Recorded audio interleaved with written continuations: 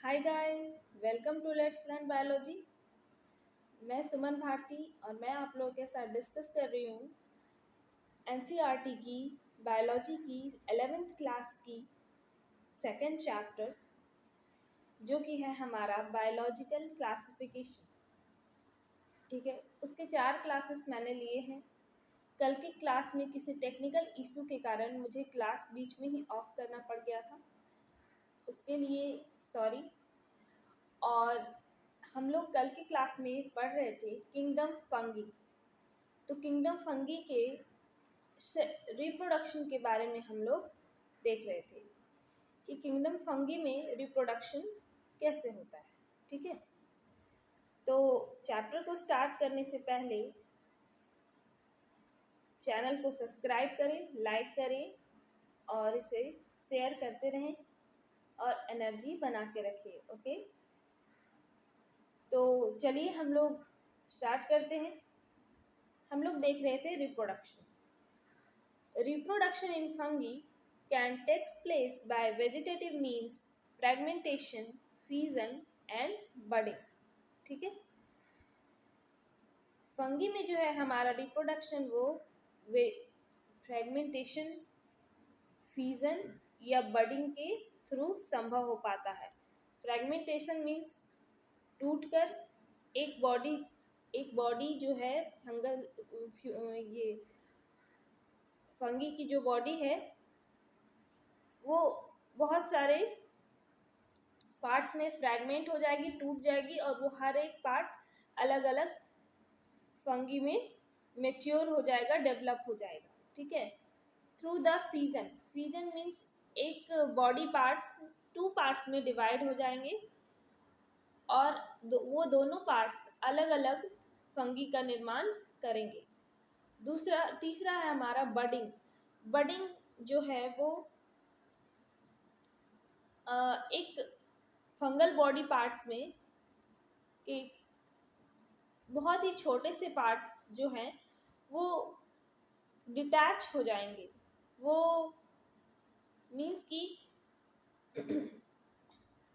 उनमें एक आउटग्रोथ निकलेगा और वो राउंड शेप में उनका कुछ सेल जा कर के एक बड की तरह, एक पफ की तरह वहाँ पे अटैच हो जाएगा और जब वो मैच्योर होगा तो वो उस बॉडी से, अपने पेरेंट बॉडी से डिटैच होकर के नीचे गिर जाएगा और जिसके कारण वो नीचे गिरने के कारण वो जो है वो एक नए फंगी में डेवलप करेगा। ठीक है, asexual reproduction is by spore formation। Fungi में aसेक्सुअल रिप्रोडक्शन जो होंगे वो स्पोर फॉर्मेशन के थ्रू होंगे। तो उन स्पोर्स को हम लोग क्या कहेंगे? कोनिडिया और स्पोरेंजियोस्पोर्स और जूस्पोर्स। फंगी में जो असेक्सुअल स्पोर पाए जाएंगे उसे हम लोग कोनिडिया कहेंगे या स्पोरेंजियोस्पोर और zoospores. And sexual reproduction is by oospores, ascospores and basidiospores. Sexual reproduction जो हमारा फंगी में होगा वो with the help of formation of spores, but उनके स्पोर्स का नाम होगा oospores, ascospores and basidiospores. The various spores are produced in distinct structures is called fruiting bodies। जो बहुत सारे स्पोर्स प्रेजेंट होंगे वो एक अलग तरह के स्ट्रक्चर में डेवलप करेंगे। वो एक अलग तरह के सैक में, एक बॉल लाइक स्ट्रक्चर में डेवलप करेंगे। उस बॉल लाइक स्ट्रक्चर को क्या कहेंगे हम लोग? Fruiting bodies. ठीक है, the sexual cycle involves 3 step. Fungi में जो हमारा सेक्सुअल रिप्रोडक्शन होगा वो साइकिल 3 स्टेप में कंप्लीट होगा। पहला है प्लाज्मोगैमी, दूसरा है karyogamy and last one is meiosis in zygote. तो देखिए, plasmogamy, fusion of protoplasm between the 2 motile और non motile gametes, this is called plasmogamy. That means कि 2 फंगी के, ठीक है, या कि दो फंगी के जो प्रोटोप्लाज्म होंगे उनके वो आपस में क्या है, वो आपस में फ्यूजन करेंगे। ठीक है, वो आपस में फ्यूजन एक साथ आएंगे और उनका प्रोटोप्लाज्म का पहले फ्यूजन होगा। ठीक है, उसके बाद उस प्रोसेस को प्लाज्मोगैमी कहेंगे, क्योंकि उनके प्रोटोप्लाज्म का फ्यूजन हो रहा है, उनकी बॉडी में जो वाटर है उस चीज़ का फ्यूजन हो रहा है, तो उसे हम लोग क्या कहेंगे, प्लाज्मोगैमी। एंड देन उनमें कैरियोगैमी होगा। दैट मीन्स उन दोनों फंगी की जो जेनेटिक मटेरियल है, न्यूक्लियाई है उनकी, ठीक है, उस न्यूक्लियाई का फ्यूजन होगा। ओके, और फिर उसमें डिवीजन होगा कैरियोगैमी प्रोसेस के द्वारा। के बाद थर्ड स्टेप होगा हमारा डिवीजन का, जो कि मियोसिस डिवीजन होगा जाइगोट में। जब हमारा पहले तो हमारा प्लाज्मोगैमी हो गया, मीन्स कि प्रोटोप्लाज्म का फ्यूजन हो गया, उसके बाद कैरियोगैमी का प्रोसेस होगा। दैट मीन्स कि उस प्रोटोप्लाज्म में जो न्यूक्लियस प्रेजेंट है दो फंगी के, वो दोनों न्यूक्लियस का फ्यूजन हो गया। न्यूक्लियस के फ्यूजन के बाद जाइगोट का निर्माण हुआ। जाइगोट के निर्माण के बाद उस जाइगोट में मियोसिस डिवीजन होगा, और मियोसिस डिवीजन होने के कारण वो जाइगोट हैप्लॉइड स्पोर्स में डिवाइड करेंगे, जिसमें n नंबर ऑफ क्रोमोसोम्स पाए जाएंगे, हैप्लॉइड नंबर ऑफ क्रोमोसोम्स होंगे, और उस तरह से फिर वो स्पोर्स जो है आगे एक नए फंगी में डेवलप हो जाएंगे। ठीक है, अंडरस्टैंड। अब आगे आते हैं हम लोग। When a fungus reproduce sexually, two haploid hyphae of compatible mating types come together and fuse. जब कोई फंगस सेक्सुअली रिप्रोड्यूस करते हैं तो दो हैप्लॉइड compatible मैटिंग हाइफी, अभी हम लोगों ने डिस्कस किया कि दो फंगस यानी कि दोनों फंगस के जो हाइफी होंगे उनका जो कॉम्पैटिबल होंगे, एक दूसरे के लिए कॉम्पैटिबल होंगे, उनका फ्यूजन होगा आपस में। ठीक है, आपस में मैटिंग होगा। ओके, सेक्सुअल रिप्रोडक्शन के लिए। और दोनों जो हाइफी होंगे, दो अलग अलग हाइफी, वो हैप्लॉइड क्रोमोसोम होंगे, उनमें n नंबर ऑफ क्रोमोसोम्स पाए जाएंगे। ठीक है, जब उनका फ्यूजन होगा, जब उनका कैरियोगैमी होगा, तो वो डिप्लॉयड में डेवलप कर जाएंगे। लेकिन आफ्टर मियोसिस डिवीजन, फिर जाइगोट का जो मियोसिस होगा तो फिर से वो क्या है, हैप्लॉइड सेल में डेवलप करेंगे। अब आगे है, in some fungi the fusion of two haploid cell immediately results in diploid cells, यानी कि 2n number of cells. However in other fungis Ascomycetes and Basidiomycetes, an intervening dikaryotic stage, n plus n, that is 2 nuclei per cell।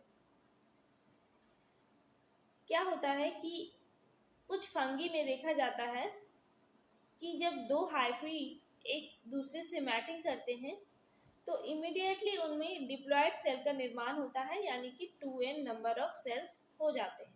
ठीक है, और उसका example है fungi का ascomycetes and basidiomycetes में ये देखा गया है कि उनमें n plus n number of chromosome पाए जाएंगे, जिसे क्या कहते हैं, डाइकैरियोटिक स्टेज। जिसे क्या कहते हैं, डाइकैरियोटिक स्टेज। तो आपकी बुक में ये स्टेटमेंट है, however in other fungi, that means Ascomycetes and Basidiomycetes, an intervening dikaryotic stage n plus n, that is 2 nuclei per cell। 2 nuclei होगा हर एक सेल में। ठीक है, such a condition is called as dikaryon and the phase is called dikaryophase of fungus। ठीक है, जब दो haploid fungi का आपस में फ्यूजन होगा तो वो इमीडिएटली अचानक से क्या है, डिप्लॉयड सेल का निर्माण करेंगे। ठीक है, तो उस डिप्लॉयड सेल का निर्माण करने के दौरान जो स्टेज होगा n+n का, उस स्टेज को हम लोग कहेंगे डाइकैरियोटिक स्टेज। ओके, और वो कंडीशन डाइकैरियोटिक स्टेज जो बन रहा है उस कंडीशन को क्या कहेंगे, डाइकैरियोन कंडीशन। ओके, और उस फेज को, जिस फेज के दौरान ये चीज डाइकैरियोन कंडीशन उत्पन्न हुई है, उस फेज को हम लोग कहेंगे डाइकैरियो फेज ऑफ फंगस। क्या कहेंगे, dikaryo phase of fungus. The parental nuclei fuse and the cells become diploid. Parental nuclei क्या है, फ्यूज हो जाते हैं आपस में। दो हैप्लॉइड पेरेंट एक दूसरे के साथ फ्यूज हो जाते हैं, उनमें कैरियोगेमी का प्रोसेस होता है, उनका न्यूक्लियस फ्यूज होता है और वो क्या है, डिप्लॉयड नंबर ऑफ क्रोमोजोम के साथ अपनी बॉडी को डेवलप करते हैं, द फंगी। और उसके बाद उनमें मियोसिस का डिवीजन होता है जाइगोट में, और वो फिर से हैप्लॉइड नंबर ऑफ क्रोमोजोम्स में डेवलप कर जाते हैं।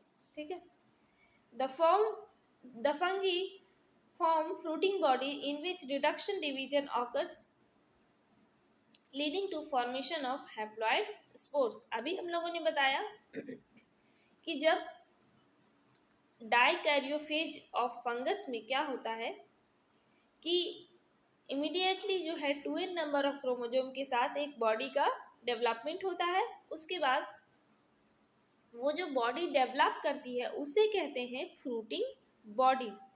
दैट मीन्स हम लोग से अगर ये क्वेश्चन पूछा जाए कि फ्रूटिंग बॉडी का जो है क्रोमोजोम नंबर कितना होता है, तो उससे हम लोग क्या कहते हैं, उसका तो हम लोग कह सकते हैं कि उसका क्रोमोजोम नंबर 2n होता है और वो डिप्लॉयड स्टेज में पाया जाता है। ठीक है, ठीक है। देन उसका रिडक्शन डिवीजन होता है, उसमें मियोसिस की डिवीजन होती है, मियोसिस को रिडक्शन डिवीजन कहते हैं। ठीक है,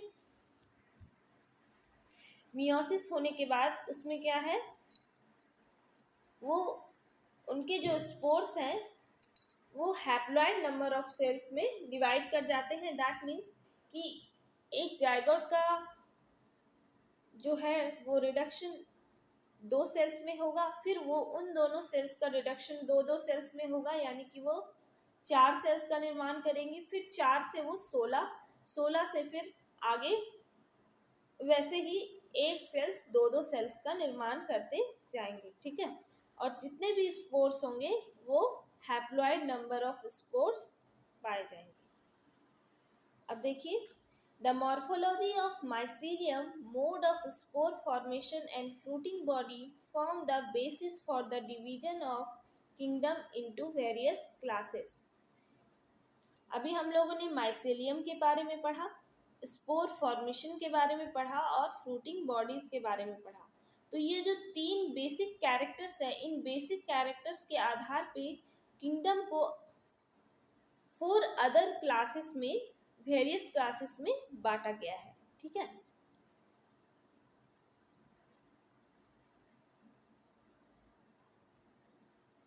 तो चलिए हम लोग देखते हैं हमारा फर्स्ट क्लास क्या कहता है।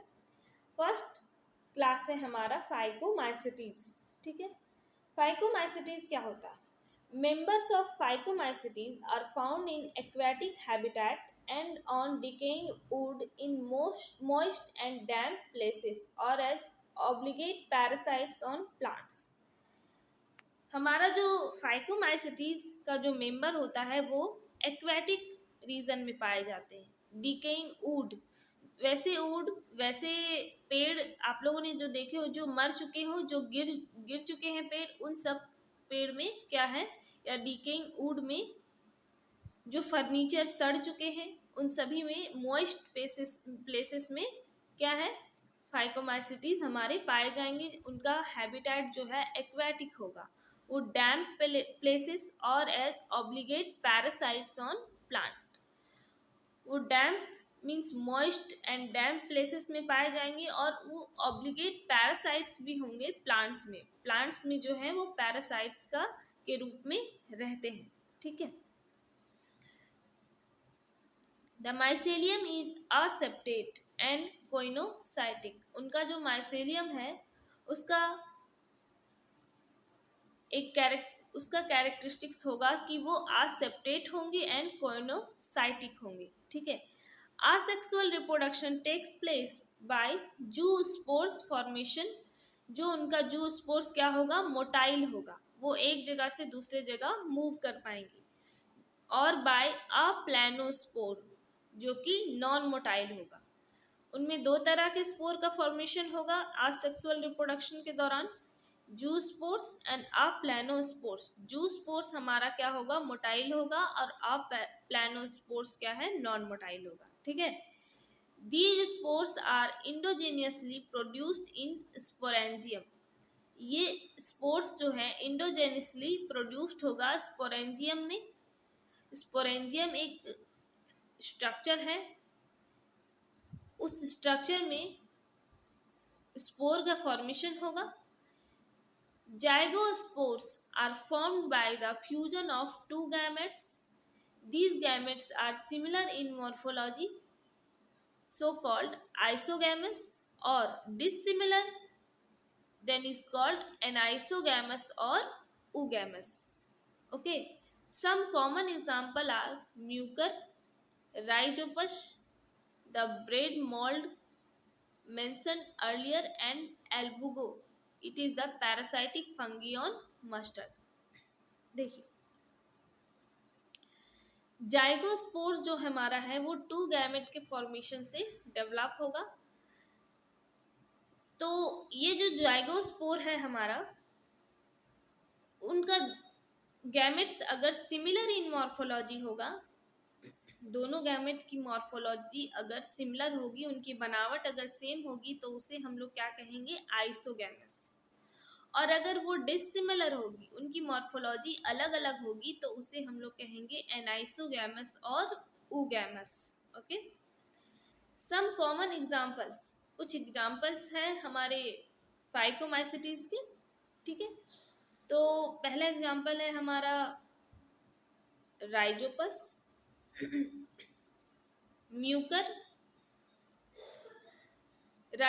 म्यूकर जो कि ये इस फिगर में दिया हुआ है, ये आप लोग देखिए, ए म्यूकर, ये सबसे ऊपर वाला फिगर ये हमारा म्यूकर का है।